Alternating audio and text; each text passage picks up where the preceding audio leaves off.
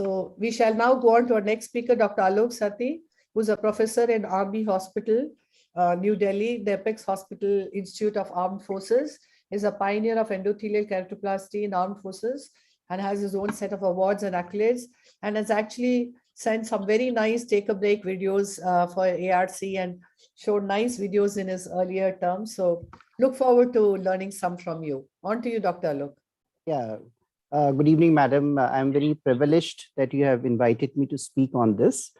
Now I request your panel to play the video. Actually, I'll not be speaking. The things which is written over there will explain.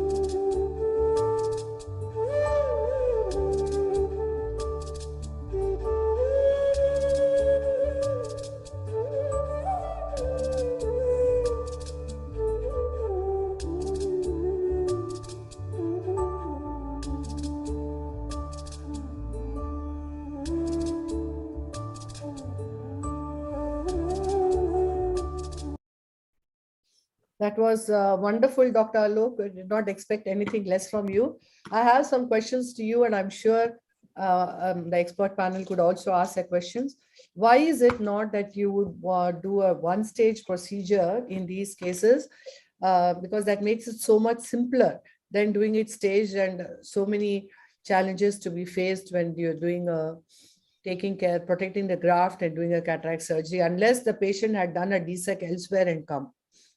Yeah, the DSEC was very well done by me only, ma'am. And it was done almost 3 years ago. When And the at that cataract? time, at that time, the cataract was not great. Yeah. So over 3 years, it has progressed, and But maybe that if could it be. were nearly cataract was there, would you not prefer to do it as a one-stage procedure? In NS1 grade, I do not prefer, ma'am, because the how the cataract progresses, that is quite variable in different individuals. So we wait. I prefer to wait in that sense. And more for a sake of discussion, you did all the right ways. But to protect the DSEC lenticule, could you have not done a scleral tunnel instead of a corneal incision? Because yours Yeah, is so ridiculous. that's what I told, that we have to make a short tunnel rather than a long tunnel, so that it's always better not to hit the tunnel, because not to hit the lenticule, because if we hit the lenticule, there can be an inadvertent potential space from where again the lenticule will leave its original space, and then again it will be a chaos during surgery and post-op also. Yeah, that way a scleral tunnel would be a huge advantage. Yeah, The other that's question is, what about BSS Plus? Do you use BSS Plus, Alok? yes, sir. BSS Plus was being used. Sir. And one last question before all the expert panel can ask their questions. How did you plan your IOL power calculation? How was your posterior astigmatism taken care of by a mathematical model? Yeah, Or it's an this. IOL Master 700. Yeah, it's basically IOL Master 700, and what we do normally, yeah. And we always expect the hypermetropic shift. Yeah, yes. In this, so that also take into cognizance. So you made it a little myopic. Little myopic. Yeah. So those were my questions. Yes. Yes, Dr. Ashok Agarwal. You could ask. Say something? Yes. Yeah. Yes. So very well shown by Dr. Alok, and I totally agree with him that I mean, cornea is my area of interest too. But so I agree with Dr. Alok that if the lens is clear, or there's a very early nuclear grade and there's no posterior subcapsular, just a nuclear sclerosis grade 1, one would probably avoid a cataract in the same sitting and go ahead with the DSEC. And if it is NS2 plus or posterior subcapsular cataract component is there, one would do a combined procedure. And secondly, I must commend him on the tips that he's shown, and repeatedly re-emphasize that we have to stay away from the corneal lenticule. Every instrument, every instrumentation, every maneuver, everything has to be away from that. Although I do agree with what you said about the skeletal, Dr. Alok, that yes, that might be worth considering. Especially sometimes, the lenticule can be a little eccentric. So it might be worthwhile considering the fact that a scleral tunnel may also be a very good option. Although you did show a short corneal tunnel, a more vertical tunnel, as we call it. And but yeah, even I would probably be in favor of a scleral tunnel. Yeah, Dr. Mahipal, Dr. Ramurthy, anything to ask? Dr. Mohan? Yeah. I think that was I think he has shown all the steps beautifully. I think Alok, fantastic. Pearls, I would say DSEC. Only thing is, if it's a little harder cataract than what you have shown, I would prefer to make it into much smaller pieces and do a complete in the bag phacoemulsification. Make sure that, because if you make it bigger pieces and bigger pieces come up, then there's a problem, because already it's a DSEC dye. So otherwise, I have a question for Dr. Alok. Your nucleus was readily manageable, but if it's a little harder, would you consider using viscoat to coat the endothelium? No, even in this case also, sir, we used viscot. You did, right? So that's another tip that I think. Yeah, we repeatedly used viscot. I missed that. I'm sorry, I missed that. Yeah. Right from the phaco till every step we used it. It's a great device to in such cases. Yeah, and also using Ozil, of course. Yeah, Ozil, of course. I mean, any torsional phaco, you mean? Yeah, recently also I did. Recently I did another case similar nature. So I used again viscot and ozil and similar steps. So I found it. That's a great combination. Yes. Yeah. True posterior plane phacoemulsification. That's again very important. True posterior plane. You have to be. Yes. Yeah. Completely. Yes. As posterior. Just one question. Yes. Just one question. Would you do a multifocal in such cases? Why not? Actually, ma'am, what is the classic teaching? I'm always follow that, like whenever you have any comorbidity associated, better not to use it, because you know how it behaves. But No. yes, why not? You can use Why it. not? With the Actually, best way Why yeah, not? That's Yeah, fine. you can use it. Yeah, you yeah. can. We are limited by own, Yeah. classical teachings at Ah, times, and Yeah. classical All teaching other at time. parameters are Doctor, my normal, then why not? yeah, Why not? doctor, because again, I also believe that we have to rethink things, because Yeah. I mean 20-25 years ago, FACO was a debate. Dr. Maipal, if you remember, when we used to walk into that Lee Meridian where you organized the first DOS, I remember walking in and there's this huge debate going on, FACO versus SICS or ECC.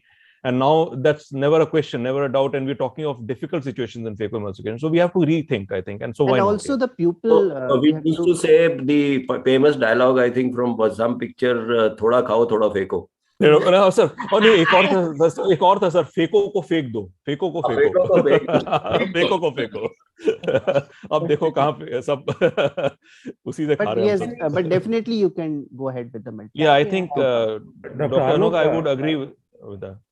I think pre-operative evaluation is something very, very great, required specular NOCT and a slit lamp examination to look at the lentille is something very, very important. I think those are important things, and all the points, Alok, you have mentioned are really very great.